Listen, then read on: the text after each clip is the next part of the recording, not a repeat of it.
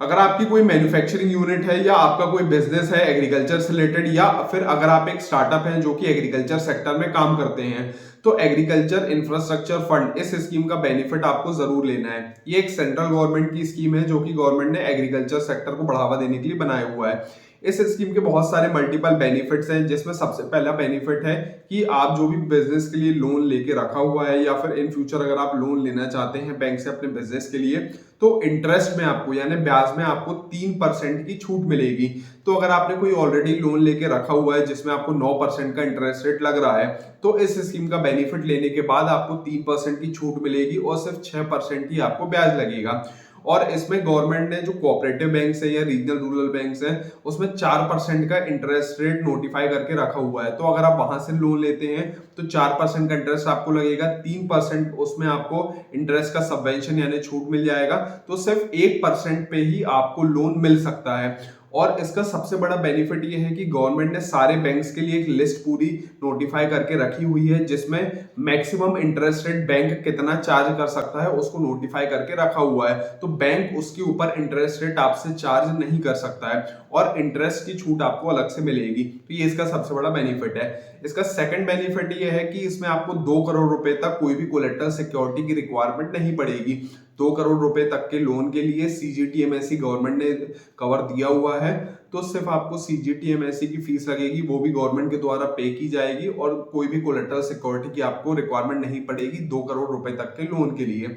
उसके ऊपर का अगर लोन रहेगा तो बैंक आपसे सिक्योरिटी ले सकता है, लेकिन 2 करोड़ रुपए तक के लिए गवर्नमेंट ने सीजीटीएमएससी का कवर रखा हुआ है। इसके अलावा तीसरा सबसे बड़ा बेनिफिट ये है इस स्कीम का कि इसमें आपको 25 प्रोजेक्ट्स तक के लिए इस स्कीम का बेनिफिट आपको ले सकते हैं। लेकिन जो आपके अलग अलग प्रोजेक्ट्स होंगे या अलग अलग बिजनेस होंगे या अलग अलग मैन्युफैक्चरिंग यूनिट्स होंगी, वो अलग अलग लोकेशंस पे होना चाहिए। एक लोकेशंस पे आपको इस स्कीम का बेनिफिट नहीं मिलेगा। इस स्कीम के अंदर गवर्नमेंट ने बहुत सारी एक्टिविटीज को कवर करके रखा हुआ है। तो बहुत सारे मैन्युफैक्चरिंग सेक्टर्स हैं या स्टार्टअप्स हैं जिसको इस स्कीम का बेनिफिट मिलने वाला है।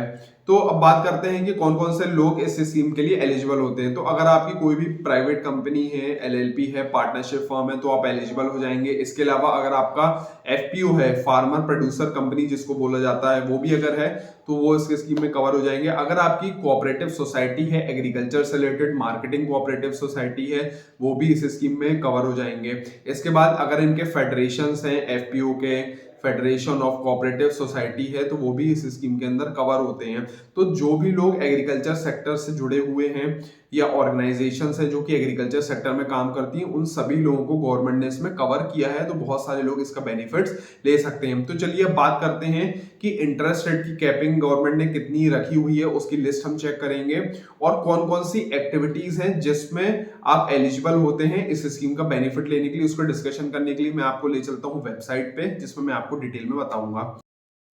यहाँ पर मैंने नेशनल एग्रीकल्चर इंफ्रा की वेबसाइट ओपन कर ली है। तो यहाँ पर एलिजिबल प्रोजेक्ट्स दिए हुए हैं। पोस्ट हार्वेस्ट मैनेजमेंट प्रोजेक्ट्स, इसमें सप्लाई चेन की सर्विसेज इंक्लूड होती हैं, जिसमें ई मार्केटिंग प्लेटफॉर्म्स भी इस स्कीम के अंडर कवर होंगे, वेयर हाउस कवर होंगे, सीलियोस कवर होंगे। सीलियोस बेसिकली स्टोरेज के लिए यूज किए जाते हैं। कोल्ड स्टोन या कोल्ड चेन अगर अपन डेवलप करते हैं तो वो भी इसमें स्कीम में कवर होंगे। पैकेजिंग यूनिट्स कवर होंगी। एसेसिंग यूनिट्स, जहाँ पे क्वालिटी टेस्टिंग होती है, जो भी एग्रीकल्चर प्रोड्यूस होगा उसकी अगर टेस्टिंग यूनिट अगर अपन सेटअप करते हैं तो उसके लिए भी इस स्कीम में कवरेज मिलेगा।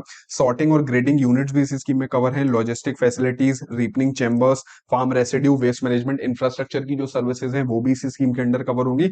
और प्राइमरी प्रोसेसिंग एक्टिविटीज भी कवर होंगी। प्राइमरी प्रोसेसिंग एक्टिविटीज में जो भी एग्रीकल्चर कमोडिटीज होती हैं उनकी जो अलग अलग मेथड्स होती हैं वो कवर होती हैं। तो यहाँ पर आप देख सकते हैं एलिजिबल एक्टिविटीज दिया हुआ है, सीरियल्स और मिलेट्स दिया हुआ है। तो यहाँ पे अलग अलग क्रॉप्स दिए हुए हैं, fruits, vegetable, oil seeds, palm oils. तो इन अलग अलग एग्रीकल्चर कमोडिटीज से रिलेटेड जो भी एलिजिबल एक्टिविटीज हैं वो इस यहाँ पर स्कीम के अंदर मेंशन हैं। और यहाँ पर इन एलिजिबल एक्टिविटीज भी यहाँ पर मेंशन है। तो अगर आप इनसे एलिजिबल एक्टिविटीज से रिलेटेड कोई भी अगर आप सर्विस प्रोवाइड करते हैं या फिर इनसे रिलेटेड अगर आप कोई मैन्युफैक्चरिंग करते हैं तो आप इस स्कीम के अंडर एलिजिबल हो जाते हैं। तो इस स्कीम के बारे में अगर और आप डिटेल में जानना चाहते हैं कि आप जो एक्टिविटीज कर रहे हैं वो क्या इस स्कीम के अंडर कवर है, तो आप हमारी टीम को इस नंबर पे कांटेक्ट कर सकते हैं। आपकी पूरी हेल्प की जाएगी इस स्कीम से रिलेटेड। और यहाँ पर कम्युनिटी फार्मिंग एसेट्स हैं, तो organic input production, worming composting इसमें कवर होता है। कंप्रेस्ड बायोगैस का अगर आप प्लांट लगा रहे हैं तो वो भी इसमें कवर होता है।